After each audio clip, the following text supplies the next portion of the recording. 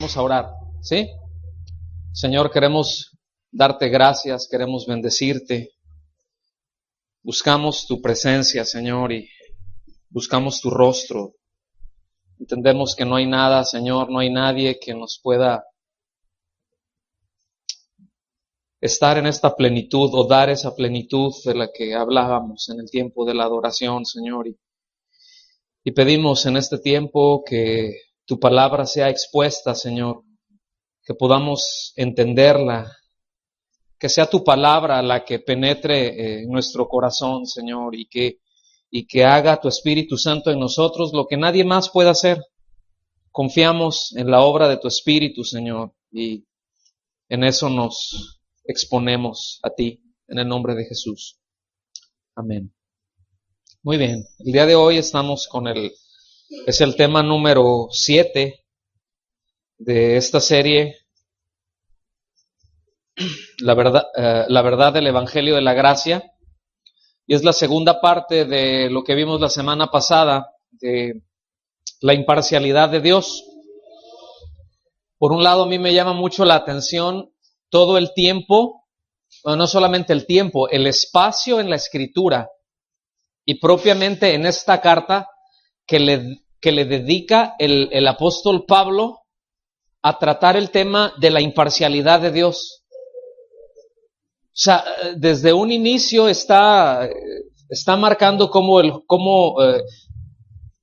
Dios es justo, cómo las determinaciones de Dios son según verdad, cómo es imparcial, cómo no hay absolutamente nada que lo mueva, cómo no hay absolutamente nada que lo haga salirse del plan que Él estableció, de las cosas que Él ha determinado, cómo no hay absolutamente nada que vaya a influir en el juicio, ¿verdad?, a los incrédulos, y que cómo ese juicio va a ser según verdad, según justicia y con una absoluta imparcialidad. ¿Está bien? Entonces eso es muy importante. Yo no sé ustedes, a mí me llama la atención todo el espacio que dedica a eso. Y bueno, ha demostrado ya, ¿verdad?, que tanto judíos como gentiles están expuestos al perfecto juicio de Dios, y ahora Pablo aplica aquí su argumento a los judíos, ¿verdad? El pueblo de Dios, el pueblo escogido por Dios. Ciertamente es un pueblo escogido por Dios, la nación de Israel. Yo le quiero decir desde un inicio, desde ahorita, que la iglesia no sustituye a Israel. Una cosa es la iglesia y otra cosa es Israel como nación. La iglesia, las bendiciones, miren, hay muchas profecías, hay muchas promesas que Dios le dio a Israel como nación, literalmente. Estamos como cuestiones de tierra, de cuestiones de gobierno, muchas de esas cosas fue literalmente a la nación de Israel.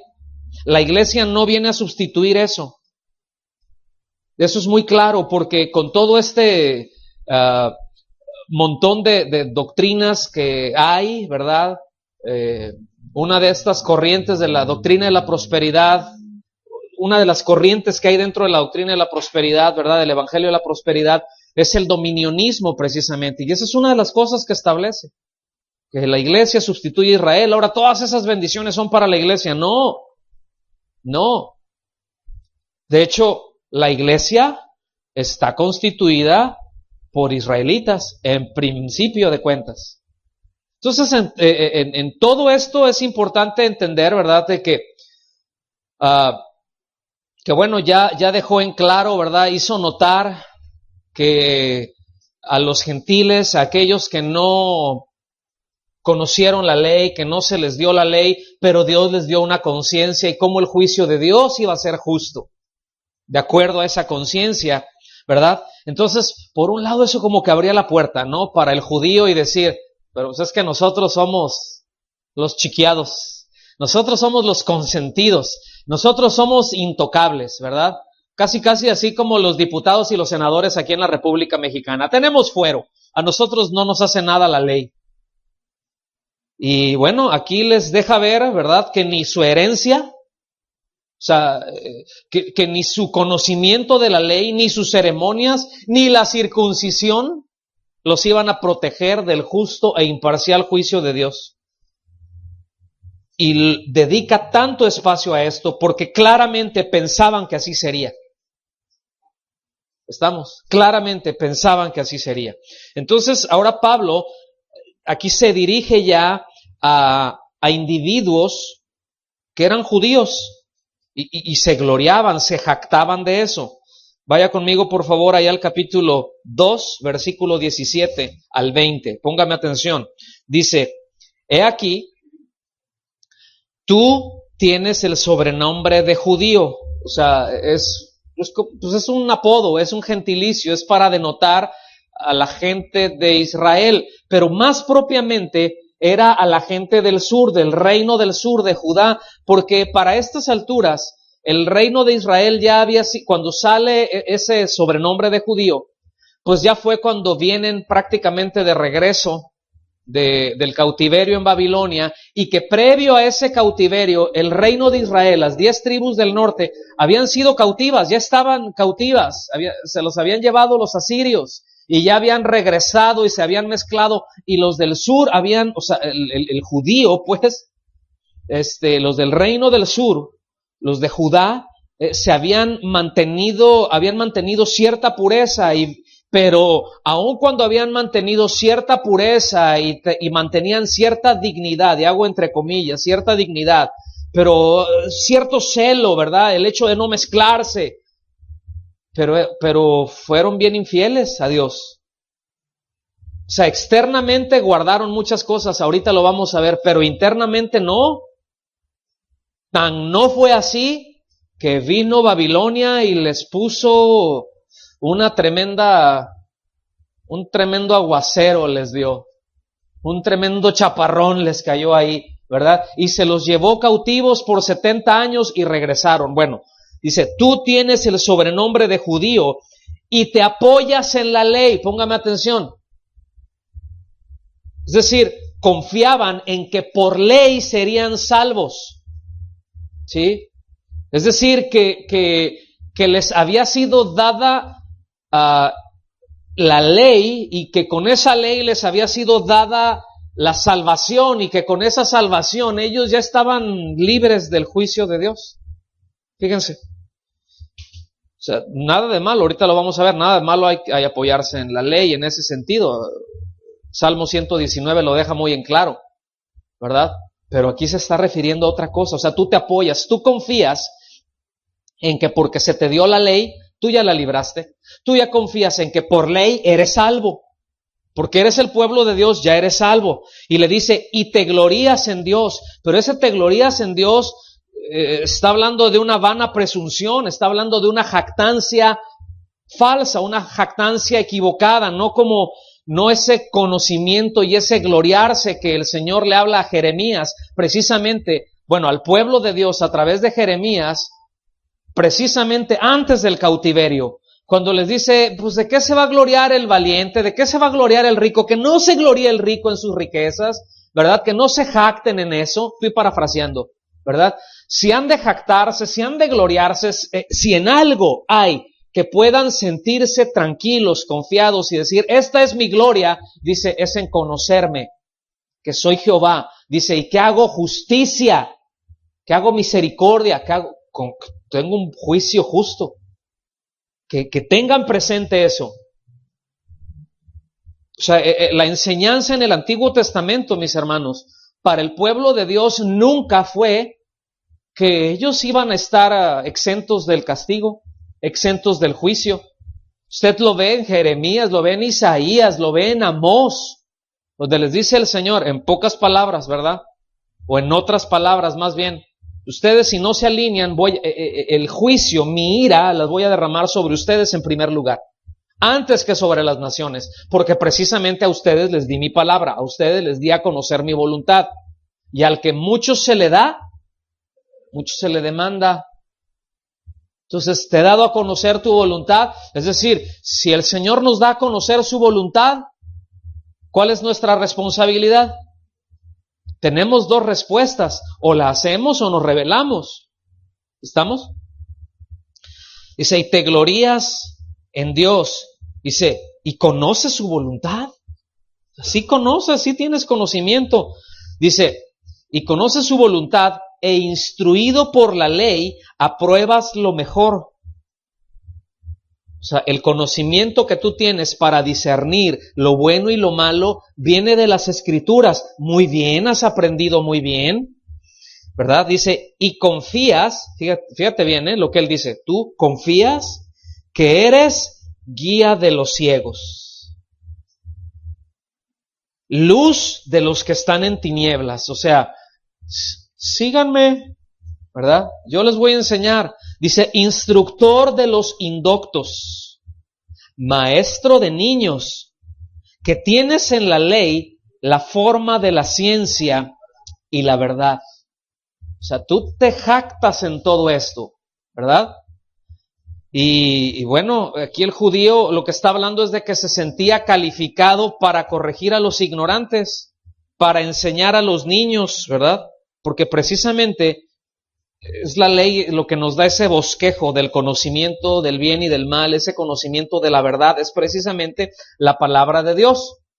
Señor, tu palabra es verdad, ¿verdad? Allá en los Salmos, la suma de tu palabra es verdad. Oh Señor, cuánto amo tu ley, ¿verdad? Tu palabra es lumbrera en mi caminar. ¿Con qué limpiará el joven su camino? Con guardar tu palabra. Vemos el Salmo 119 es yo creo que la forma más excelsa, más extensa, que habla acerca de la maravilla de la palabra de Dios, del poder de la palabra de Dios, de todo lo que la palabra de Dios hace. Y bueno, ellos dicen, pues nosotros la tenemos, ¿verdad? Entonces yo quiero decirle algo, mis amados, porque aquí está hablando de una actitud que tenían, y debemos de guardar nuestro corazón de tener una actitud así, porque eso no es otra cosa que arrogancia. Es decir, nosotros, ¿verdad? Nosotros acá, aprendemos esto. Yo ya me aprendí esto. Yo ya sé esto. Acá nosotros, ¿cómo le hacen ustedes ahí en su iglesia? Así. No, nosotros lo hacemos así. No, acá con nosotros está bien bueno. Ese tipo de cosas, ese tipo de comentarios, ese tipo de ideas, yo no estoy diciendo que se esté haciendo, yo estoy diciendo debemos de guardar nuestro corazón de llegar a eso, porque eso es arrogancia. No sé si estoy claro. ¿Sí o no? Bueno. Entonces, como dije hace un momento, es ciertamente descansar o confiar en la ley, eso es lo correcto, pero no en el sentido que se estaba dando, no en el sentido que Pablo les está precisamente reclamando, porque en primer lugar ellos pensaban que por tener la ley no serían juzgados, sin importar cómo vivieran. Podían ser obedientes o desobedientes, ellos no serían juzgados porque eran judíos y porque tenían la ley. Y Pablo les empieza a tumbar todos esos argumentos. Y número 2, ¿verdad? El sentido ritualista, porque confiaban en sus propios esfuerzos. ¿Y cuántos saben que confiar en sus propios esfuerzos invariablemente acaba mal? ¿Sí sabían eso, verdad? ¿O no? Entonces no hay duda alguna que muchos judíos creían que eran inmunes al juicio de Dios, creían que Dios nunca iba a mandar un judío al infierno. De hecho, ellos decían lo siguiente: los gentiles son la leña para las llamas del infierno. Esos eran sus dichos.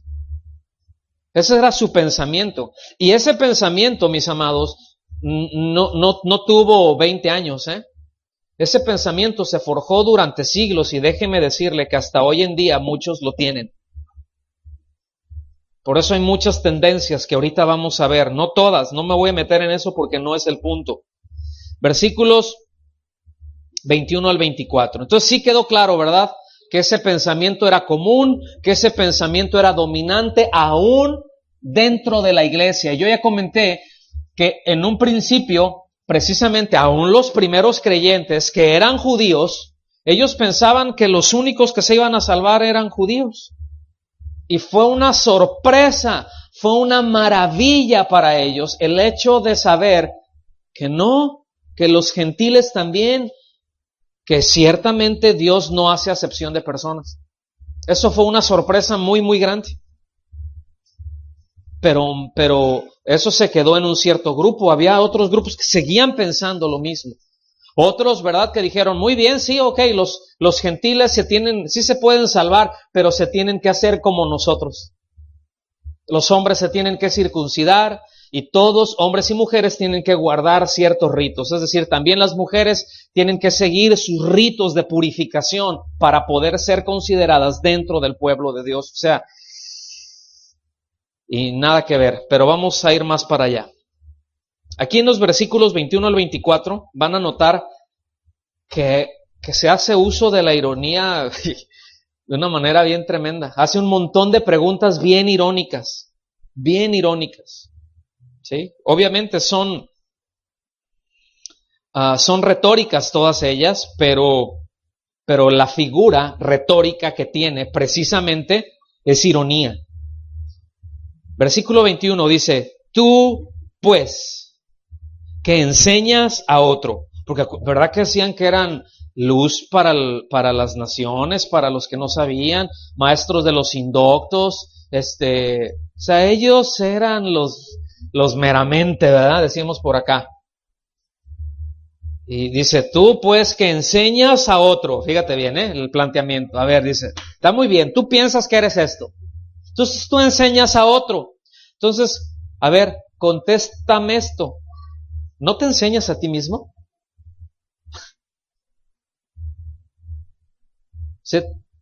Tú que predicas que no se ha de hurtar, ¿hurtas? Tú que dices que no se ha de adulterar, ¿adulteras? Tú que abominas los ídolos, ¿cometes sacrilegio? Es decir, ¿usas lo que saquearon de los templos paganos? O sea, tú que aborreces la idolatría, ¿utilizas aquellas cosas que saquean de los templos paganos? Fíjate. Pero tú eres luz, ¿verdad? Yo quiero decirle algo. Esto se lo estaba diciendo a judíos que pensaban que por ser judíos el juicio de Dios no les tocaba. ¿Estamos? No se lo está diciendo a creyentes. ¿Sí queda claro eso? Lo que está resaltándose en todo esto, ¿cuál es el tema? La imparcialidad de Dios. Versículo 23. Tú que te jactas de la ley, con infracción de la ley, ¿qué dice? Deshonras a Dios. ¿Por qué, mis amados? ¿Por qué dice deshonras a Dios? Violaste una ley y deshonraste a Dios. Cuando Dios da la ley, ¿qué es una ley? Es una norma, ¿cierto? Y esa norma, lo que se establece con esa norma es de que si uno la violenta, o sea, está incurriendo en una falta. Ahora, fíjense, les voy a poner un ejemplo en lo natural. Cuando en lo natural, alguno de nosotros, se los voy a poner en este sentido. Cuando alguno de nosotros no paga impuestos, ¿quién es el que te requiere? ¿Quién te manda el requerimiento? La Secretaría de Hacienda y Crédito Público. ¿A quién representa la Secretaría de Hacienda y Crédito Público? Al gobierno federal, a México. Entonces, si nos vamos más acá, cuando no pagamos impuestos y nos llegan esas multas, esos recargos, es que nosotros incurrimos en una violación contra México. ¿Ok? ¿Sí está claro eso? Entonces, toda la ley fue dada y cuando, póngame atención en esto, ciertamente, cuando un hombre le roba a otro hombre, cometió una infracción y una ofensa contra ese hombre, ¿verdad? Bueno, la ley en esencia no dice eso, aunque implícitamente así es. Pero cuando un hombre le roba a otro hombre, comete adulterio, etcétera, etcétera, etcétera, está en primera instancia cometiendo un crimen contra Dios. Es un crimen contra Dios. Por lo tanto, el que da la pena es Dios, no el hombre. No sé si queda claro eso. ¿Sí o no? Y Dios no hace acepción de personas. Entonces, eso es lo que les está diciendo. Tranquilos, ¿verdad? O sea, en otras palabras, practicaban el dicho de haz lo que digo y no lo que hago, ¿verdad? Así como a veces, ¿verdad? Algunos papás contesta, ¿verdad? Stock, ahí está el de Coppel, ¿verdad? Ahí llevándole el abono. No, dile que no estoy, ¿verdad? Entonces, o sea, aquí no es haz lo que digo y no lo que hago. Haz lo que me ves hacer, te soy ejemplo. Este dicho de haz lo que digo y no lo que hago viene del hebreo candil de la calle y oscuridad en la casa. ¿Ok? Bueno, versículo 24 dice, porque como está escrito, fíjense, como está escrito, el nombre de Dios es blasfemado entre los gentiles por causa de vosotros. Y esa es una referencia de Isaías 52, versículo 5, se los voy a leer, porque este texto que está hablando aquí era precisamente, tiene relación ya con el cautiverio de Judá. Dice, y ahora Jehová dice, ¿qué hago aquí, ya que mi pueblo es llevado injustamente? O sea, ¿realmente está siendo cautivo de una manera injusta? Dice, los que de él, se enseñorean, lo hacen aullar a mi pueblo, o sea, lo hacen llorar, lo están quebrando. Pero ese quebrantamiento, ¿es injusto? Esa es la pregunta del Señor. El quebrantamiento con los que los babilónicos vienen está llevando a cabo todo eso, ¿es injusto? Dice, y continuamente los que se enseñorean, los gentiles, se blasfeman contra mi nombre todo el día, dice Jehová. Pero eso es a causa de ustedes. Uy, sí, su Dios, uy, tremendo, ¿verdad? Uy, ¿se fijan?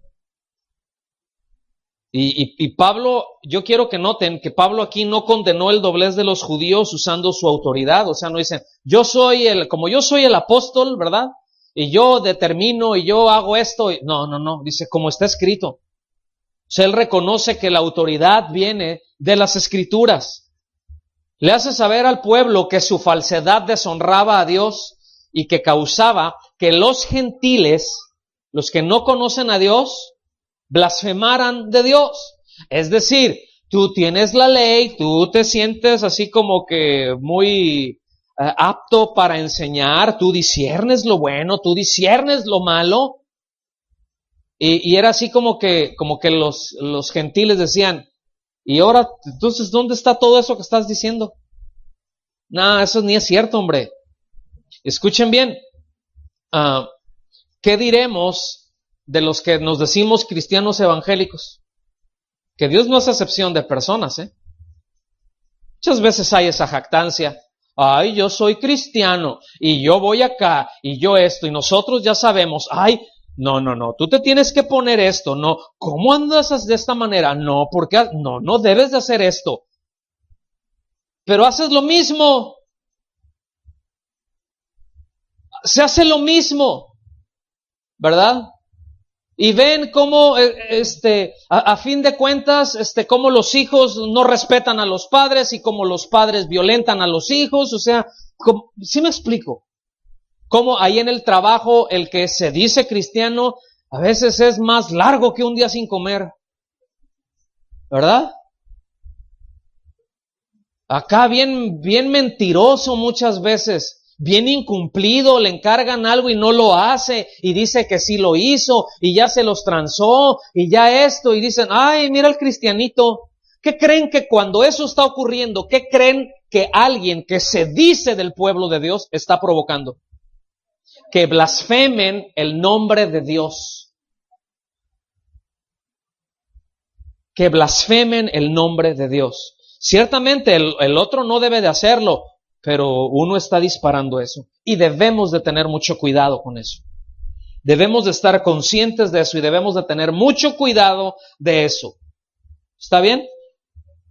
Porque en ese somos el pueblo de Dios, en ese somos los tremendos cristianos y nosotros y yo y hay veces, ¿verdad? A veces está ahí con algún, digamos, gentil, entiéndase, alguien que no conoce a Dios. Y aquí no estoy hablando de alguien que no sea judío, pues ninguno de nosotros lo somos, o no sé, porque yo creo que aquí habíamos puros descendientes de Cuauhtémoc, ¿verdad? Bueno, eso es lo que yo veo, empezando por mí, ¿verdad? Eso es lo que yo veo. Pero, bueno, ya estamos acá, nosotros ya somos cristianos, evangélicos, aleluya, ¿sí? Pero póngame mucha atención porque hay incluso una tendencia a la superstición cuando el énfasis es en lo externo. No andamos con patitas de conejo, ¿verdad? ¿Alguien no sabía eso? Porque lo voltearon a ver dos, pues luego que la pata de conejo, traer una pata de conejo ahí es para buena suerte. Pero algunos traen un billete de $2 ahí guardado en la que dicen, pues yo creo que no, yo no soy supersticioso, pero por si acaso mejor lo traigo ahí, ¿verdad? Entonces de repente hasta ahí, en este sentido, cuando estoy hablando de superstición o de ritualismo, que también lo vamos a ver porque lo menciona aquí, hay una tendencia, ¿qué es la superstición? Atribuirle poderes espirituales a actos externos, ¿verdad? Por ejemplo, yo no sé si a usted le ha tocado, o si sabía esto, pero si no, digo, para que no lo haga, no vaya a ser que le caiga la sal. Pero así, no, de veras, así de creyentes que hemos estado comiendo, ¿verdad? Oye, pásame la sal, ¿no? Entonces, pues, que te dicen, entonces tú agarras y le pasas el salero, la sal, y pues, ¿qué esperas? Que lo agarren. Y yo me acuerdo una vez me saqué mucho de onda porque le dije a uno, aquí está, y no extendía la mano, le dije, pues aquí está. Me dice, no, ponlo en la mesa. Y pues lo puse en la mesa y ya lo agarró. Entonces le dije, ¿cómo usted eso? No, es que no se debe de agarrar las alas. Y yo le dije, es que yo pensaba que las manos eran para agarrar. Y como me dijiste, pásame la sal, yo no sé por qué pensé que pues, agarró con mi mano, y, ¿verdad? Pero dice, no, es que yo le dije a esa persona,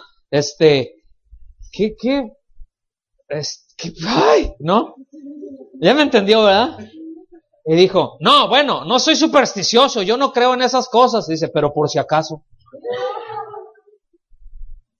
¿Verdad? Es como aquel que estaba orando y que no pasó nada y que le dijo, Señor, ya sabía que no ibas a hacer nada. Pues nada que ver, ¿sí? Pero hay una tendencia a atribuirle ciertos poderes, ciertas poderes espirituales a cosas que se hacen, ¿sí? Como, fíjese bien, que si me pongo un velo, ¿verdad? Pues ya voy a ser más santa o más santo. Si uso tal, o si me quito esto, ya voy a ser más santo, o si le hago de esta manera, o si digo esto, eso va a ocasionar que me bendiga. ¿Sí me explico? Hay esa tendencia. Por el otro lado, ¿verdad? Yo quiero comentar muy brevemente, pero como estamos hablando de los judíos de aquí, que se estaba refiriendo, hay una tendencia muy fuerte, siempre ha estado, o sea, no es un asunto nuevo dentro de las escrituras, siempre ha estado, pero a judaizar, a mezclar cristianismo, mezclar a Cristo, mezclar las cosas del Señor con acciones de judaizantes, ¿verdad? Para que, pues es que así es como, es que el original, y es que Dios, y es que los hebreos son el pueblo de Dios, ¿verdad? Y como platicábamos, ¿verdad? Con unos hermanos, que ella es europea y bueno, vivieron unos años allá, ahorita ya viven ellos acá, pero de repente, ¿verdad? o sea, el cuate se llama Juan Pérez, ¿verdad? Bueno, nada que ver, pues Pérez, nada que ver, ¿verdad? Además es un nombre hebreo porque es Pérez Serás, ¿cierto? Que le di, era el apellido de Adán, ¿no? Pérez Serás, ¿verdad? Entonces, ahí está Pérez, hebrea de hebreos, mira. Entonces, fíjense, Juan Pérez, ¿verdad? Entonces, ¿cómo te llamas, Juan Pérez? Ah, no, ya le entró la onda judaizante, ¿verdad? Y ya soy Jonás ben Abraham, ¿verdad? O sea, porque Jonás es Juan, ¿verdad? Pero ya soy hijo de Abraham. Y así, y se cambian el nombre. Y entre ellos se cambian el nombre. Porque atribuyen que con eso es para que la bendición de Dios esté sobre sus vidas. Es pura superstición. Es tendencia al judaísmo, a hacer cosas, los ritos. No, es que voy a orar y agarran y se ponen la kipá, ¿verdad? O el talí, o sea, no el talí para la guitarra, sino acá el chalecito ese, ¿verdad? Se ponen acá y entonces y empiezan, ¿verdad? A orar así porque dices, ¿qué onda? O sea, ¿por qué el meneíto no? No, es que así, porque eran las ofrendas mecidas, ¿verdad? Y dice, ay, Dios de mi vida. O sea, y un montón de cosas que se empiezan a importar, que se le atribuyen cosas que no tienen. Pero eso es, o sea, estoy hablando esto dentro de la iglesia, para decir nada más aguas, porque cada vez la tendencia es, y escuchen bien, será más fuerte. Iglesias enteras, congregaciones enteras, grandes, fuertes, bueno, no eran tan fuertes, estaban numerosas, pero divididas por esto, porque no estaban bien sólidos en la sana doctrina. Bueno, seguimos, versículo 25. Dice, pues, en verdad la circuncisión aprovecha si guardas la ley. Ahí está, hay que circuncidarse. Órale, hermanos, ¿verdad? Ya trajeron aquí bueno. En verdad la circuncisión aprovecha si guardas la ley.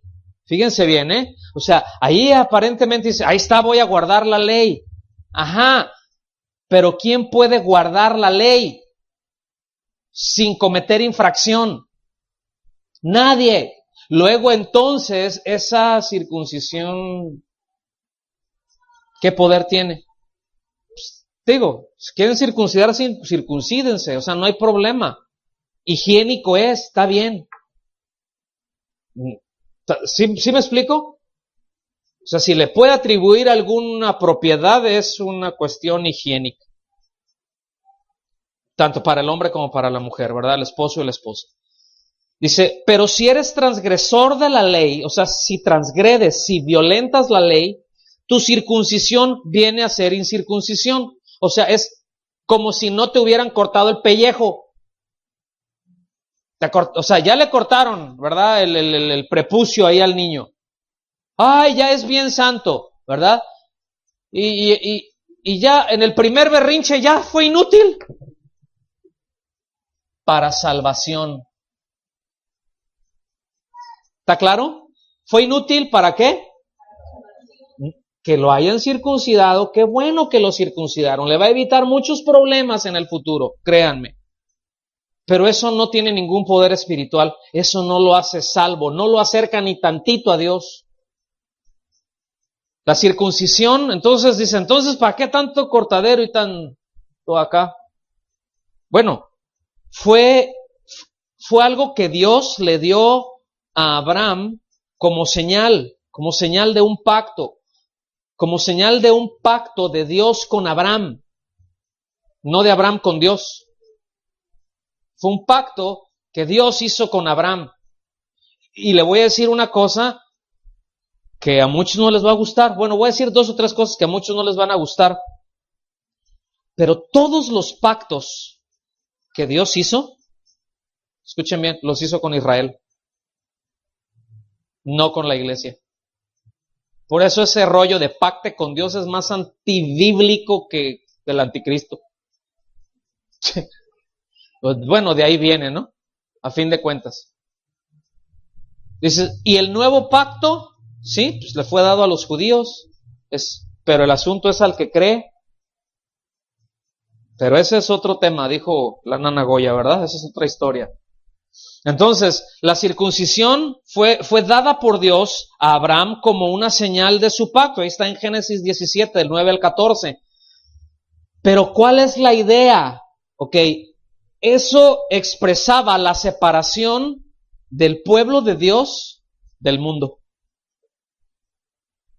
¿Qué representa la circuncisión? La separación de un pueblo, del pueblo de Dios, del mundo, que no iba a ser como los otros. Que aun cuando viviera dentro del mundo, no sería como el mundo. Santo, apartado por Dios, apartado para Dios. ¿Okay? El símbolo externo de la circuncisión, bueno, carece de significado sin la realidad interior. Escuchen bien. ¿Dios justificó a Abraham antes o después de circuncidarse? A ver. O sea, ¿Dios le dio la circuncisión a Abraham antes o después de justificarlo? Porque él dijo de Abraham, ¿verdad? Que lo justificó porque le creyó. Entonces, ¿le creyó cuando ya estaba circuncidado o antes o después o cómo está? Fue justificado antes de ser circuncidado. Y después le hace una serie de promesas impresionantes en donde Dios pacta, es decir, en donde Dios se compromete legalmente, ¿verdad? Dice, sobre tu descendencia, y pues cortas el prepucio. Y el otro dijo, va, y ahí está. Entonces, de repente ya se encontraba acá, ¿verdad? A los judíos, ahí a los que les está escribiendo aquí en la carta, dice, sí, bien circuncidaditos, pero bien desobedientitos. Porque basaban su relación con Dios en el rito de la circuncisión y en su herencia genética. O sea, tenían amarrado, soy descendiente de Abraham, me tengo que circuncidar, soy pueblo de Dios, estoy libre de juicio. Esa era la mentalidad, ¿verdad? No entendían de qué se trataba. No entienden que no es un requisito para la salvación. Y le voy a poner otro ejemplo. Cuando Dios saca al pueblo de Israel de Egipto, pues ya saben que esa generación que salió quedó en el desierto. ¿Por qué? Por incrédulos, porque no le creyeron a Dios. ¿Está bien? Entonces, pero salieron varios niños y nació otra generación que ya eran hombres jóvenes y hombres adultos, fuertes todos, ¿verdad? Que fue los que que ellos vieron cómo Dios juzgó, cómo a Dios no se le toma a poco. Es decir, esa generación que nació en el desierto, de esos niños que salieron de Egipto, mis amados, ellos vieron a la tierra tragarse a sus tíos. Ellos vieron a la tierra abrirse y tragarse a la gente. Ellos vieron cómo algunos andaban ahí, pues nosotros también, pues vamos a ofrecerle, sí, fuego, y le ofrecieron acá. Ellos vieron bajar fuego y consumir a decenas de personas con sus incensarios ahí. Y después andaban ahí entre los achicharrados, quitándoles los incensarios. Ellos vieron todo eso. Ellos vieron a miles ser muertos por serpientes, por mordeduras, siendo chiquitos. Ellos vieron eso. Y ellos aprendieron de los juicios de Dios y dijeron, con Dios no se juega, vamos a enfocarnos. Y fue una generación bien enfocada en Dios, tan enfocada en Dios, que cuando iban a entrar a la tierra de Canaán, ya no había columna de fuego en la noche, no había nube durante el día. Todo lo que había era una pequeña cajita, algunos cientos de metros adelante de ellos, cargados por 4 hombres santos, ¿sí? Y ellos sin perder la vista, allá van. Esto habla de que era una generación enfocada en Dios. Y cuando ellos entraron a la tierra de Canaán, no iban circuncidados. Se circuncidaron estando adentro. Y Canaán representa salvación, representa esa patria celestial. ¿Están conmigo? Lo cual te está diciendo que no es un requisito para la salvación. ¿Sí? Está hablando más bien como una señal de separación y como alguien que quiere obedecer a Dios. Punto. Alguien llamado por Dios y para Dios, para obedecerle a Dios, para vivir para Él. ¿Sí quedó claro eso? En Colosenses 2:11, la Nueva Traducción Viviente se lee de la siguiente manera.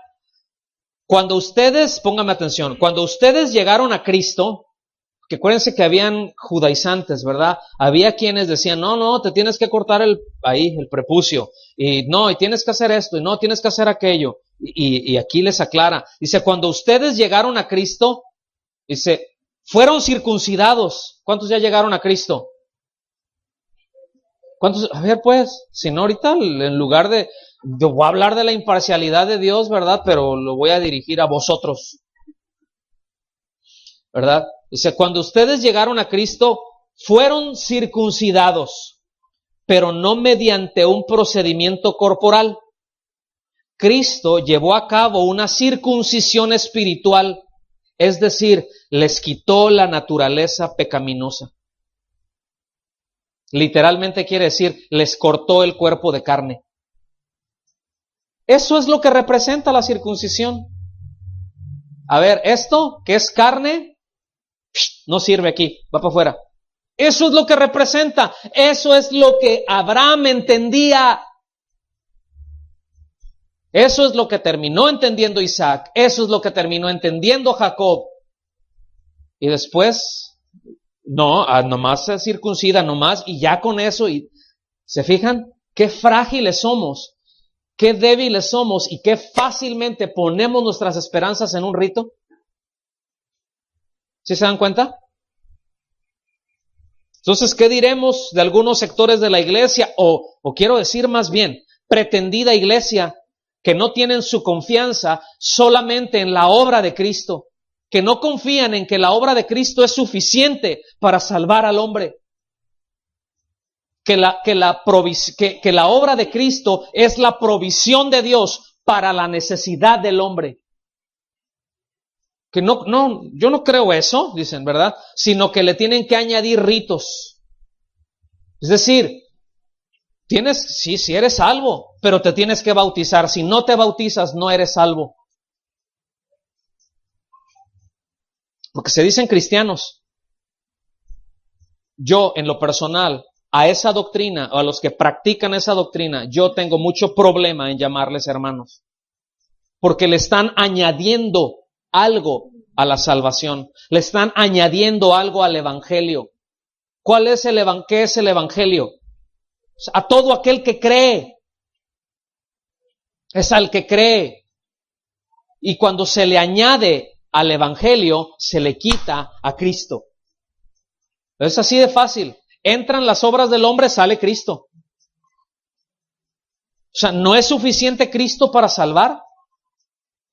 Bueno, sí, pero también esto, entonces ya no es suficiente. ¿Es absoluto Cristo para salvar? Sí, entonces es Cristo, solamente Cristo. Ya no son más obras, ya no es Cristo más, Cristo menos. No. ¿Está conmigo?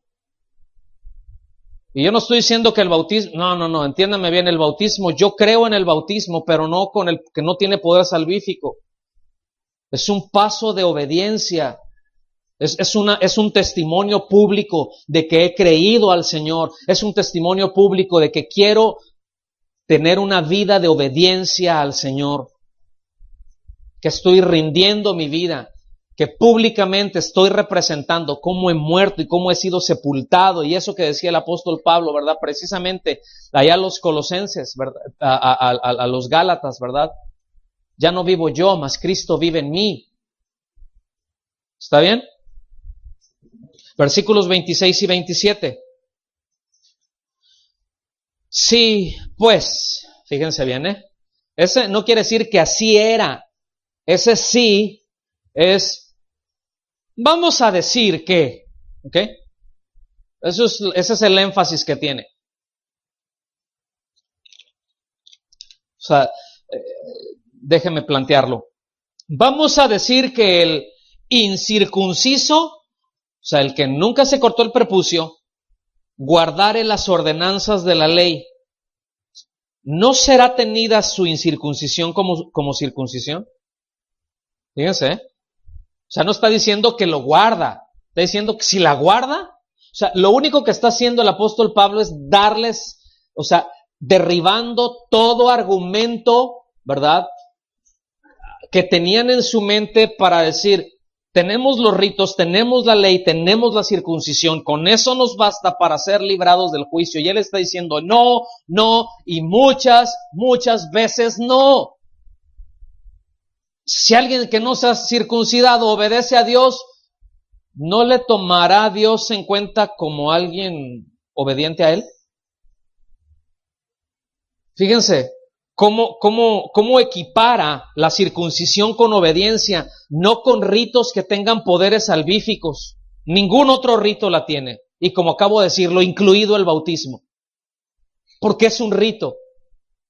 La Santa Cena es un rito y la practicamos. El bautismo es un rito y lo practicamos, pero entendemos que no tiene poder salvífico. Solamente representa algo. Y traemos a la memoria cosas con ello, nada más. Porque esos son los dos únicos ritos que quedaron claramente establecidos para la iglesia. El bautismo y la Santa Cena, o la cena de la comunión con el Señor. Son las dos únicas cosas. De ahí en fuera que le tenemos que poner esto, miren, eso ya corre por cuenta de cada quien. ¿Está bien? Ya estará usted de acuerdo o no estará usted de acuerdo, se congregará ahí o no se congregarán, lo que sea. Pero así como una norma que establece para la iglesia, como ritos, son estas.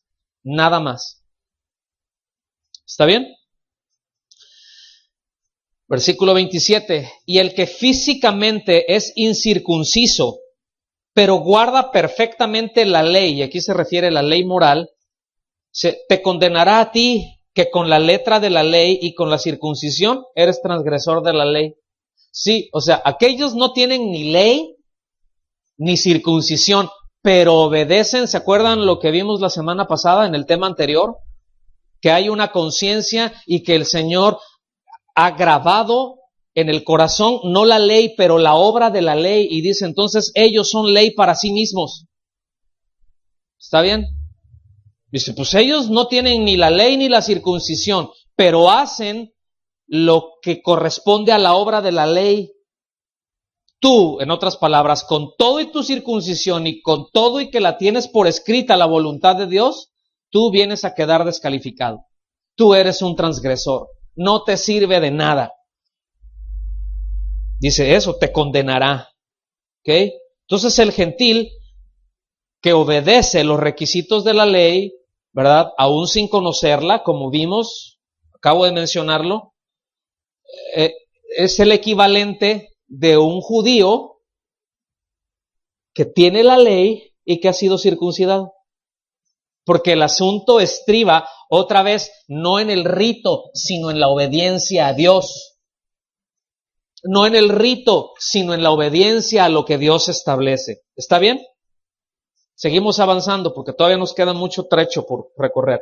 Versículos 28 y 29.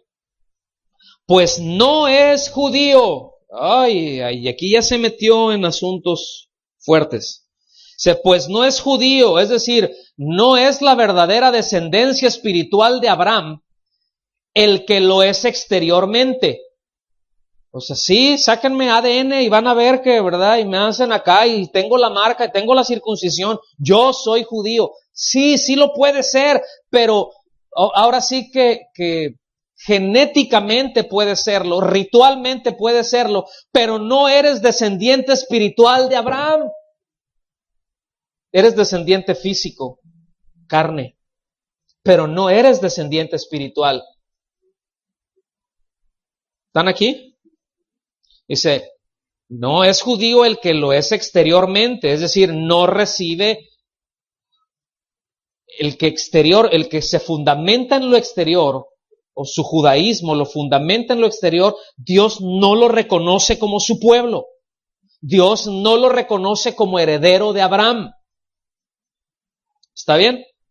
Sin embargo, como tiene la ley, como tiene el rito, Dios lo juzgará de acuerdo a eso. Porque Dios no hace acepción de personas. Dice, ni es la circuncisión la que se hace exteriormente en la carne, sino que es judío, fíjense bien, o sea, no es judío el que exteriormente. Y la circuncisión que Dios ve, ¿verdad? No es la que se hace en la carne, eso es una marquita nada más. sino que es judío el que lo es en lo interior, y la circuncisión es la del corazón, en espíritu. Es decir, no es un simple corte de prepucio, sino que está hablando de la regeneración, del nuevo nacimiento, como ya lo citamos en Colosenses 2:11. Dice, no en letra, pónganme mucha atención, porque dice, aquí está, entonces, ¿cómo entonces la palabra de Dios no en letra? No. Lo que pasa es que aquí letra no es la palabra logos, ¿ok? O sea, no se está refiriendo aquí al pensamiento expresado de Dios, a la esencia, ¿ok? Aquí la palabra para letra es la palabra grama, que es un simple gráfico impreso en un libro. Voy a hacer una pregunta. Préstame tú. Digo, yo entiendo que si les pregunto me van a decir que sí, pero les voy a decir algo. ¿Esto es la palabra de Dios? ¿Este libro es la palabra de Dios? ¿El libro en sí mismo es palabra de Dios? A ver, porque no están muy convencidos. ¿Este libro en sí mismo es palabra de Dios? ¿Qué es esto? Es un libro. ¿Qué material tiene? ¿Es un material eterno esto? Es simple papel, tinta y algo de petróleo, porque es plástico. Esta es imitación. Pero está bien, está suave. ¿Sí? O sea, en algunos casos es papel, tinta y vaca, ¿verdad? O sea, piel, ¿verdad? Como lo tenga. Pero eso no es palabra de Dios. Contiene la palabra de Dios. Eso tiene la letra. ¿Sí? O sea, y si ya no la traigo, ya no traigo la palabra de Dios. ¿En dónde se guarda la palabra de Dios? En la mente y en el corazón. ¿En dónde se guardan los dichos de la boca de Dios? En el corazón. O sea, ¿obedezco al libro u obedezco a la palabra de Dios? Si me quitan el libro, ¿ya me quitaron la palabra? Pues no. Entonces los que los traen en los celulares y en los iPads y todo eso, ¿eso no es palabra de Dios? O sea, ¿eso qué es, pues? No sé si me estoy dando a entender, porque aquí les está diciendo, ustedes confían que porque lo tienen en papel, no es el papel en sí. Tienen que entender qué es lo que dice, qué es la idea que expresa, no el papel, por ahí dice, no en la letra, ¿verdad? Porque el puro papel y eso es el libro en sí mismo. Y algunos lo usaban hasta como amuleto, y ustedes se pueden dar cuenta que eso, ¿cómo que lo usaban como amuleto? Sí, acuérdense de las filacterias, pedazos, ¿verdad?, de escritura, amarradas aquí en las manos, ¿verdad? Porque es que la Biblia dice que átalas en tus manos, en tus brazos, ponlas en tus frontales, se las ponían aquí en la frente, ¿verdad? Y se la amarraban haciendo viscos ahí, ¿verdad? Todavía lo hacen, entonces dicen, aquí traigo la palabra de Dios, está aquí porque la palabra de Dios, sí me explico, pero no, por el amor de Dios, o sea, son filacterias, son pedazos de cuero, son pedazos, es poca tinta. Dice, no pueden descansar en eso, no pueden descansar en los ritos. ¿Está claro o no? Dice, no en letra, no es un amuleto. Yo hace algún tiempo me encontré, hace muchos años, en otro lugar. Fuimos a orar, estábamos orando ahí por una persona. Mira, préstame. Entonces, sí, voy a procurar no descuajeringártela aquí. Vamos a levantar una ofrenda para... Mira cómo tratas la palabra. Entonces, pues fuimos estábamos orando por una persona, ¿verdad?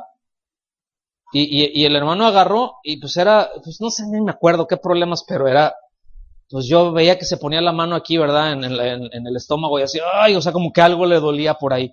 Entonces, ¿verdad? Llega el hermano y saca una Biblia esas como de 30 kilos, ¿no? Y agarra y se la pone ahí, pum, pero así de golpe, ¿no? Y el otro, y le daba así de golpe, así, pum. Es que la palabra tiene poder, dice. No puede ser. Y si les cuento de otro que a un endemoniado le dio con una de esas Thompson,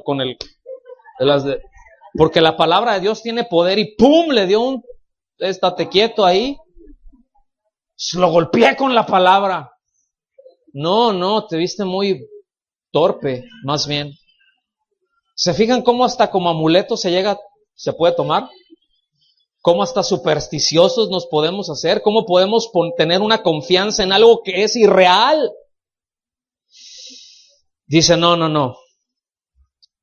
Voy a repetir el verso 29 de corrido. Sino que es judío el que lo es en lo interior.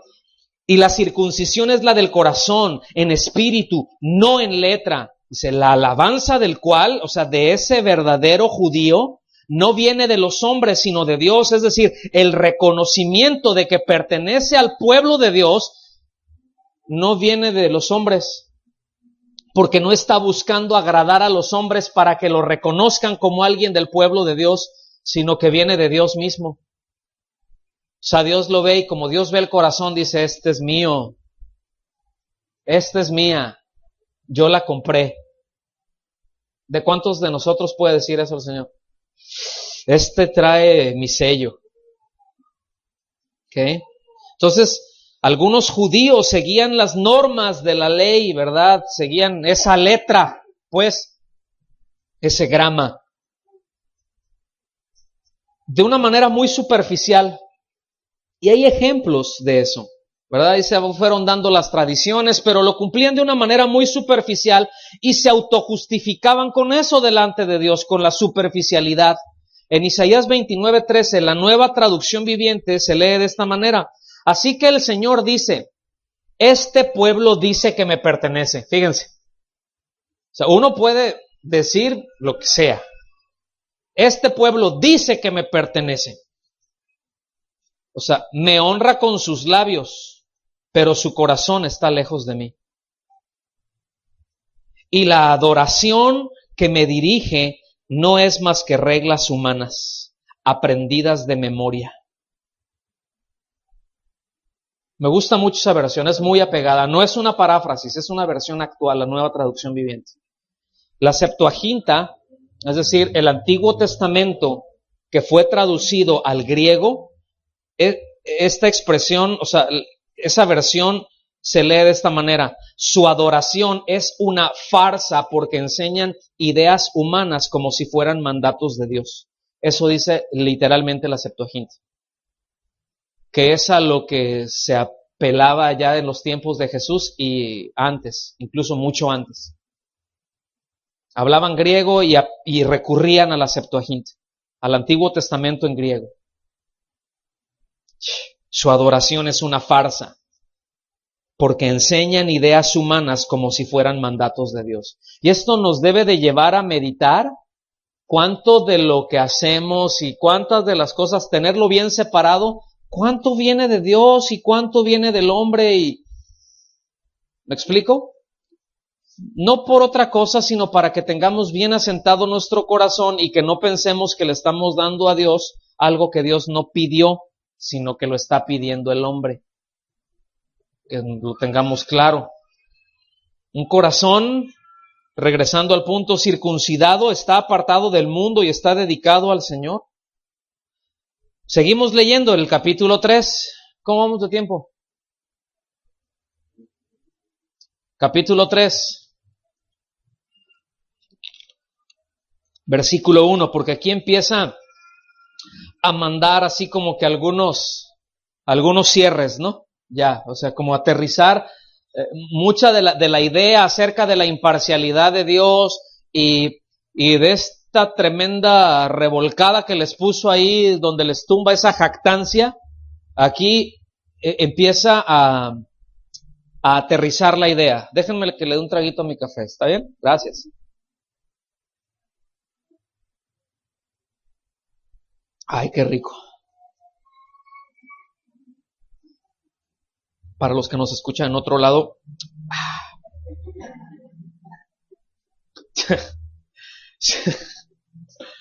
Ya no interrumpan, por favor. Versículo 1. ¿Qué ventaja tiene pues el judío? ¿O de qué aprovecha la circuncisión? Fíjense, después de todo lo que les dijo, Esto tiene una respuesta aparentemente negativa. Después de todo lo que les dije, ¿ustedes qué contestarían aquí? Bueno, pues ¿qué ventaja tiene pues el judío o de qué aprovecha la circuncisión? ¿Qué dirían? ¿Qué dicen ustedes? Pues no dice la Biblia eso, fíjense. ¿Verdad? O sea, en un sentido no aprovecha nada en cuanto a la imparcialidad de Dios. En cuanto a la imparcialidad de Dios, no aprovecha en nada, pero es positiva en cuanto a mostrar que Dios es fiel a su palabra, que Dios es fiel a la verdad. Escuchen bien, se los voy a repetir. No tiene ningún provecho, absolutamente ningún provecho en cuanto a la parcialidad, o más bien la imparcialidad de Dios. Es decir, si son judíos y tienen la circuncisión, Dios no hace diferencia. Entonces, ¿qué ventaja tiene? En que muestra que Dios es fiel y es verdadero. Porque para algo los llamó. Y cuando nosotros vemos allá en Deuteronomio 7, no vaya para allá, pero estúdielo en casa. Cuando nosotros vemos ahí en Deuteronomio 7, les dice, ¿verdad? Miren, yo los escogí a ustedes, en pocas palabras, yo los escogí a ustedes, no porque fueran un pueblo grandote, muy poderoso, porque fueran muy brillantes, les dice, miren, de hecho eran lo peor que había. Eran como aquel chavalillo, ¿verdad? Que cuando se estaban jugando fútbol ahí en la escuela, o que se está haciendo algún equipo, ¿verdad? Y a ver, tú escoge a esto. No, pues yo escojo a este, ¿verdad? ¿A quiénes son a los que escogen en un principio? A los meros buenos, ¿verdad? Ya, a ver, este es el capitán. Nachito y yo vamos a armar cada quien su equipo, órale. Y pues que alguien quiere escoger primero porque va a escoger al más bueno. ¿Cierto? Y empieza él y agarra al más bueno y el otro ya dice, ¡ay! ¿Verdad? Bueno, lo que está diciendo, ustedes eran el que ninguno de los dos lo quiere escoger, porque el más malo, el que ni paguador sirve. Eso es lo que les está diciendo. O sea, yo los escogí precisamente porque eran lo peor. Eran el más insignificante. Ya que te digan insignificante, ¡ay, qué golpe tan fuerte a la autoestima, hermano! Eran los más insignificantes. Pero es que eso era el Antiguo Testamento. Está bien, vámonos al Nuevo. Lo necio, lo vil, lo que no es, lo despreciable. ¿Qué prefieren? Que nos digan despreciables, necios, vil o insignificantes. ¿Qué prefieren? ¿Somos una bola de qué entonces? Insignificantes. Pero Dios escogió. ¿Por qué? Dice, porque quise mostrarles mi amor. Nada más. La elección de Dios no se basa en el mérito del hombre, sino en el amor soberano de Dios. Punto y se acabó el asunto. Hasta el arbolito se cayó, miren. Sí, versículo 2. Entonces, para aquellos que, no, pues nada. ¿De qué ventaja tiene? Ninguna. Y dice Pablo, mucho. En todas maneras. Primero, ciertamente que les ha sido confiada, la palabra de Dios. Miren, este privilegio es el más importante. Es en primera instancia, ¿verdad? Los que debieron ser encargados de dar a conocer las virtudes del Señor. A ellos les fue dada la palabra. A ellos les fue revelada el carácter de Dios. En otras palabras, Dios les dijo a ellos, Dios les puso por escrito, para que me conozcas, y así, y de esta forma, y así soy yo. Cuando yo te digo, condúcete así, haz esto, no hagas aquello, no es para hacerte la vida de cuadritos, es para que entiendas quién y cómo soy y para que me conozcas. ¿Está bien? ¿Por qué si el Señor dice no asesinarás? O sea, ese no matarás literalmente es no asesinarás. ¿Ok? ¿Por qué lo hace? ¿Por qué lo dice? Porque Dios no es un asesino. ¿Estamos? ¿Por qué cuando dice no mentirás? ¿Por qué lo dice? Porque Dios no es mentiroso, Dios no miente, no puede mentir. Y así, todas las cosas que Él dice, cuando el Señor dice, cuida a los más vulnerables, cuida a las viudas, a los huérfanos y al extranjero, ten misericordia de ellos, ¿por qué lo dice? Porque Él tiene misericordia y les recuerdo que ustedes fueron así, los más débiles, fueron esclavos. Acuérdense, es feo ser esclavos y bueno, acuérdense, no sean ustedes así. No sé si me estoy dando a entender, ¿verdad? Entonces, en primer lugar, dices, les ha sido confiada la palabra de Dios. Y el hecho de que es por medio de esta nación que Dios celebró un pacto con la humanidad. Fíjense, los pactos, yo dije hace un momento, los pactos son con Dios. O sea, Dios con el pueblo de Israel. Pero a través de Israel fue con la humanidad. Porque la salvación viene de los judíos. Yo sé que eso también a muchos no les gusta, pero esa es la declaración del Señor Jesucristo. ¿Se acuerdan que estaba ahí la samaritana? No, nosotros, nuestros padres. Y le dice, mira, qué bueno que tienes historia, qué bueno que conoces algo de historia, pero no es ni en este monte ni en Jerusalén. La hora viene y ahora es cuando los verdaderos adoradores adorarán al Padre en espíritu y en verdad, porque tales adoradores es necesario que le adoren. A tales adoradores busca el Padre. Es necesario que le adoren. Ni en este monte, no son formas, no son ritos. Y le dice, y la salvación viene de los judíos. ¿Verdad? Ahora, este tremendo privilegio jamás incluyó la exención del juicio de Dios. Les fue confiada la palabra, pero no es de que ya te doy y ya te di fuero, Repito, en ningún momento pasa con ellos en la mente de Dios. En la mente de ellos sí se sienten diputados y senadores, ¿verdad?, de la República Mexicana. No sé si en otros países también tienen fuero. Yo no sé si sabían eso, que un diputado o un senador puede cometer ilícitos y no lo van a meter a la cárcel.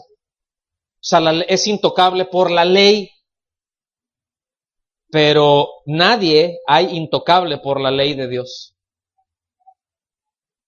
¿Están aquí?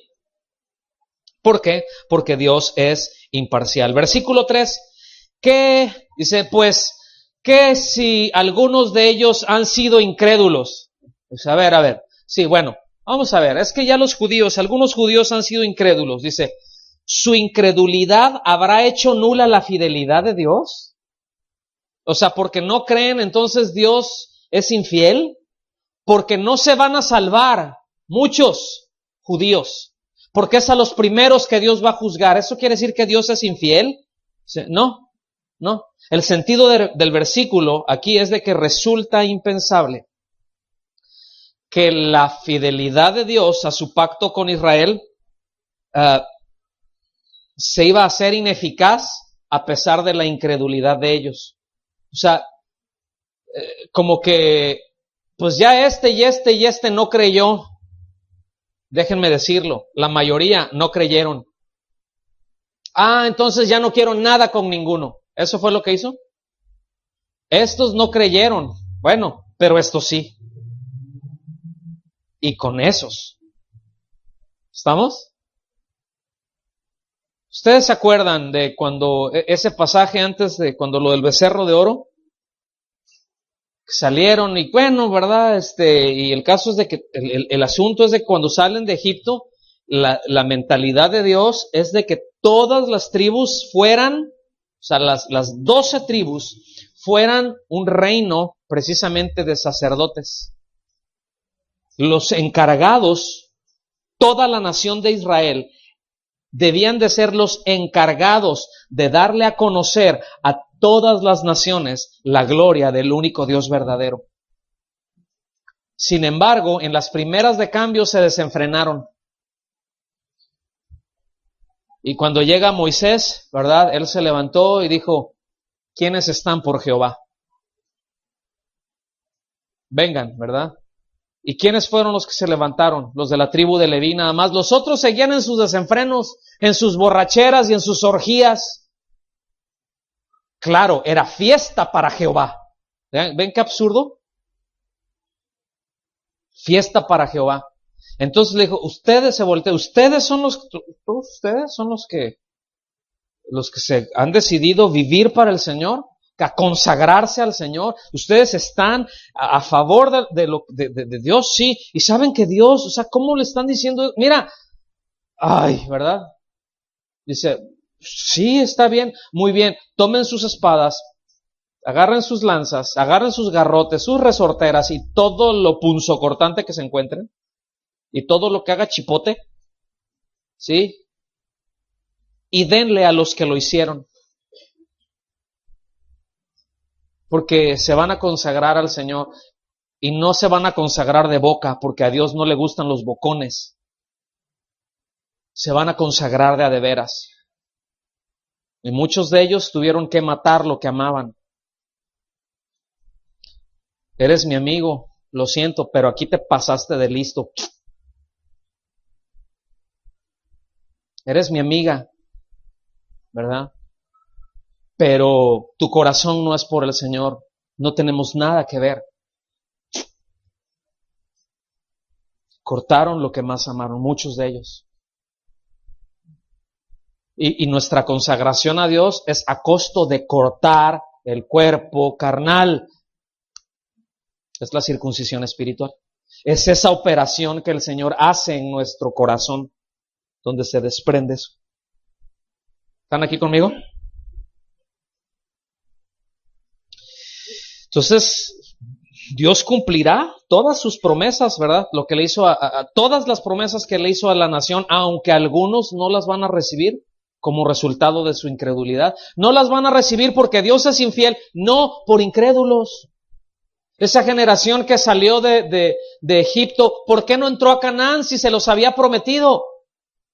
No porque Dios fuera infiel, sino porque fueron incrédulos, perecieron por incrédulos. Deuteronomio, repito, 7:9 dice, Dios fiel, que Él cumple todas sus palabras, Dios fiel. Versículo 4 del capítulo 3 de Romanos dice, de ninguna manera, es decir, la sola sugerencia de que Dios pueda llegar a ser infiel hace temblar al apóstol. Nada más la sugerencia, o sea, es la exclamación así, esa de ningún modo, ¿cómo se les ocurre? Claro que no, ni pensarlo. ¿Cómo pueden pensar que Dios es infiel? ¿Cómo pueden pensar que porque ya Dios no es, o sea, aquellos son incrédulos, aquellos son unos tremendos, aquellos son unos rebeldes? No, pues es que Dios no, pues si Dios quisiera, a ver por qué lo permite. A ver si Dios es tan bueno y cuestionan la bondad de Dios, cuestionan la fidelidad de Dios, menosprecian la misericordia y la benignidad de Dios. A ver, entonces, si Dios fuera tan bueno, ¿por qué pasa esto? ¿Por qué me pasó esto si Dios me ama? Y se amargan con Dios. Pasó porque vivimos en un mundo que ha sido infectado por el pecado, que está corrompido y que ¿qué podemos esperar de un mundo como este? Entonces eso hace nula la fidelidad de Dios. Se dice, ni lo piensen. Es un insulto a Dios. ¿Estamos aquí? No estoy enojado, nomás sí me puso intenso. Dice, de ninguna manera, antes bien, sea Dios veraz y todo hombre mentiroso. Otra vez, no es porque como yo digo, como yo declaro, como yo establezco. Dice, como está escrito, para que seas justificado en tus palabras y venzas cuando fueres juzgado. Es decir, en contraste con la veracidad de Dios, ¿qué es lo que encontramos? La falsedad de los hombres. Entonces, a la verdad de la luz de Dios, todos los hombres deben reconocerse mentirosos. ¿Cómo la ve? Entonces, fíjense, si toda la humanidad se pusiera de acuerdo, que no lo va a hacer, ¿verdad? Pero hipotéticamente, si toda la humanidad se pusiera de acuerdo en que Dios no ha sido fiel a sus promesas, esto solo probaría que todos son mentirosos y que Dios es verdadero. Vamos a ponernos de acuerdo. Sí, no, sí, todos decimos que Él es... Eso nada más prueba que son mentirosos. Eso nada más prueba que Dios es veraz. ¿Sí lo captan o no? Bueno, si no, pues ahí ore al Señor. ¿Verdad? Versículos 5 y 6. Y si nuestra injusticia hace resaltar la justicia de Dios, ¿qué diremos? ¿Será injusto Dios que da castigo? Pónganme atención, porque aquí son argumentos que el apóstol Pablo está usando para aquellos que hablaban en contra del evangelio y que pervertían el evangelio. Que sean, entonces, ¿por qué se molesta Dios si alguien falta? Pues hace que Dios se vea más justo. Dice, hablo como hombre, les dice. O sea, es un argumento humano, ¿entienden? No es, o sea, hablo como hombre, y hace la aclaración. ¿Sí lo tiene en su Biblia ahí entre paréntesis? Se dice, en ninguna manera, otra vez. Dice, de otro modo, o sea, es decir, si Dios es injusto, ¿cómo juzgaría al mundo? Si Dios fuera injusto, si Dios fuera infiel, entonces, ¿cómo iba a tener la habilidad para juzgar al mundo? Entonces, aquí venía el dicho que había entre los griegos y que menciona ya a los corintios, comamos y bebamos que mañana moriremos. ¿Verdad? Acá en Latinoamérica, o al menos en México, diríamos, baja la cortina, cerremos el changarro y vámonos de parranda. ¿Verdad? Y a darle gusto al gusto. Que sienta el cuerpo lo que recibe. No pasa nada. Del proverbio, el muerto a la sepultura y el vivo a la travesura. ¿Estamos? Es como si estuviera diciendo, dice, a ver, dice que Dios es injusto. A ver, ¿les está cruzando ese pensamiento? A ver, dice, ¿cómo, en otras palabras, cómo pueden inclusive atreverse siquiera a sugerir esto? ¿Cómo pueden atreverse a sugerirlo? Dice, ¿cómo? Si Él fuera injusto, entonces, ¿cómo podría ser Él un juez? Pues sería entonces un juez injusto y eso lo descalifica para ser juez. Génesis 18:25, yo quiero que note esto, si quiere ir rápido ahí en lo que le digo lo siguiente, ya estoy terminando. Pero esto es la idea que Abraham tenía de Dios. Abraham tenía a Dios como alguien justo. Y habían un par de ciudades por ahí, de hecho eran 5, pero se mencionan 2 de ellas así abiertamente. Donde vivía ahí un pariente de un sobrino de Abraham, ¿se acuerdan? ¿Cómo se llamaban esas ciudades? Ok. Sodoma y Gomorra. Entonces, Dios le avisó a Abraham, ¿sabes qué? Las voy a hacer chicharrón. Me los voy a fundir porque ¿ya viste, Abraham, el estado de perversión? Digo, hay un montón acá atrás, pero estos ya de plano se volaron la barda, los voy a fundir. Y le dice, Señor, y hay un diálogo muy interesante ahí, léalo allá en su casa, ¿verdad? Pero miren la idea, el concepto que tenía Abraham de Dios. Versículo 25 de Génesis 18. Lejos de ti el hacerlo así. O sea, dice, Señor, si hay 50 justos, ¿vas a destruir a la ciudad? Dice, menciónamelo si no la destruyo. No, bueno, y si hubiera, y así como que una rebajita, Señor, ¿verdad? O sea, lo voy a parafrasear. Bueno, no hubieran 50. Señor, ¿con 20 te das? ¿Con 20 no las destruyes? Con 20 no la destruyo. Ok, porque mira, está Lot.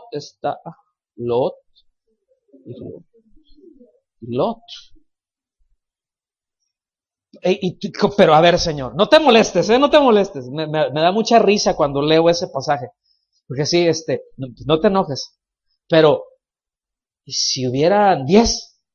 ¿Y si hubieran 5? ¿Y si hubiera 1? Pues mira, mejor dile a ese 1 que se salga porque me los voy a fundir. Dice, o sea, no lo voy a fundir a él. Y mandó unos ángeles. ¿Se fijan? Dice, lejos de ti el hacerlo así, que hagas morir al justo con el impío, fíjense, y que el justo sea tratado como el impío. Dice, nunca tal hagas. Escuchen, el juez de toda la tierra no ha de hacer lo que es justo. O sea, Señor, tú eres el juez de toda la tierra, ¿no juzgarás con justicia? ¿Cuál fue la respuesta del Señor? Sí, Lot, agarra tus chivas, ¿verdad? O sea, su mujer y sus hijas, porque eran unas chivas, esas no eran ovejas, ¿verdad? Y para afuera. Pues sí, es cierto, ¿tampoco no? Esas no eran borregas, ¿no? Es tremendas chivas. Y esas no eran las del rebaño sagrado, esas. Versículos 7 y 8 dice, pero si por mi mentira la verdad de Dios abundó para su gloria, dice, ¿por qué aún soy juzgado como pecador? Fíjense, estos son, acuérdense que él dijo aquí, como hombre lo estoy diciendo, porque eran de los argumentos que estaban manejando sus detractores. O sea, no los que manejan tractores, sino los que le hacían problemas, les causaban problemas a Pablo.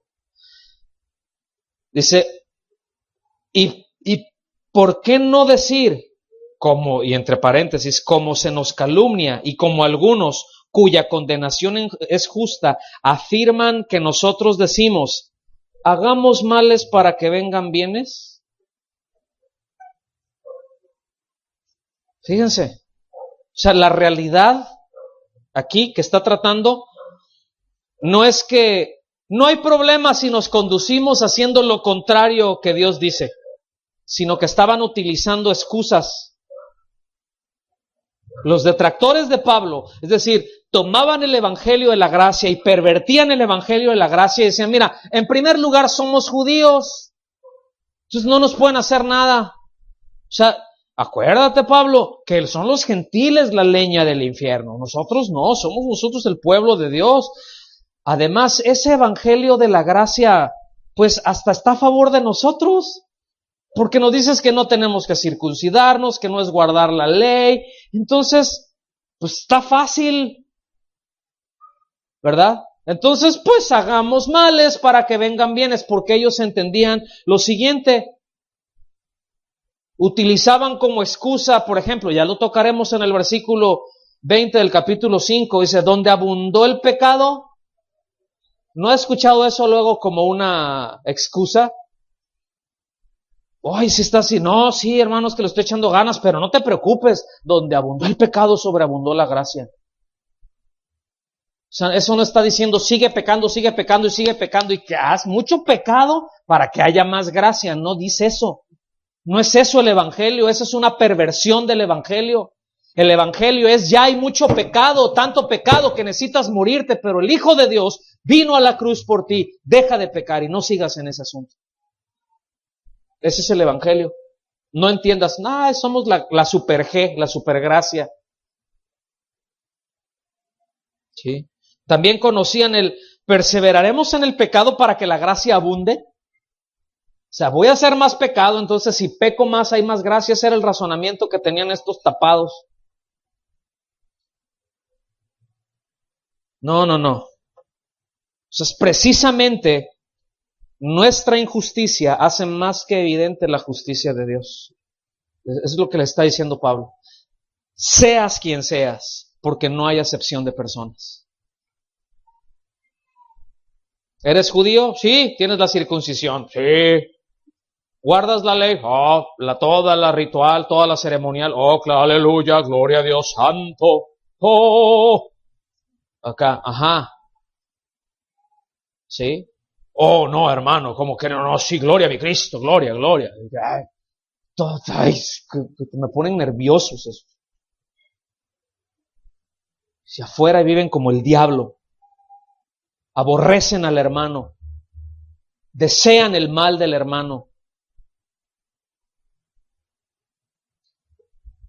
Ahí andan viendo entre las hermanitas. Dios me la bendiga, hermana. Consejería.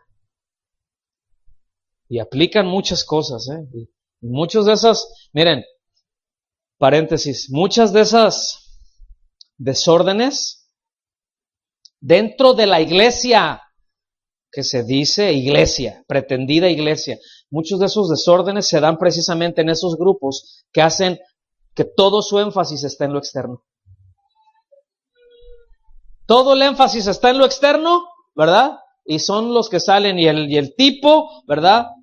Dígase pseudopastor, cuasi pastor o como quiera, ya llegó, se fue con la hermana, dejó a la otra por ahí, ya mandaron al misionero a tal lugar, oh, gloria a Dios, llegó y ya se llevó a la muchachita, ¿verdad? Este otro cometió adulterio, y les voy a decir algo, es ofensivo cuando en una denominación de las grandes arreglan sus líderes con los pastores para decirles, si ustedes cometen adulterio, no se preocupen, no serán removidos del ministerio, solamente serán sentados 6 meses.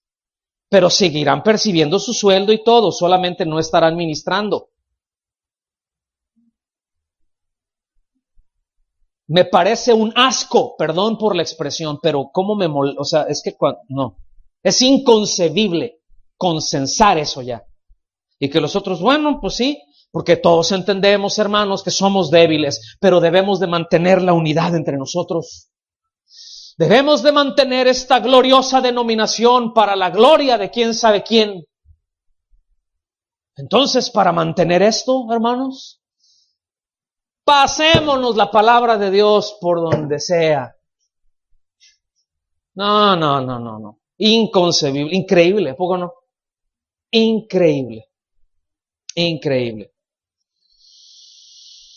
Vamos a ponernos de pie, que ya me sacaron coraje.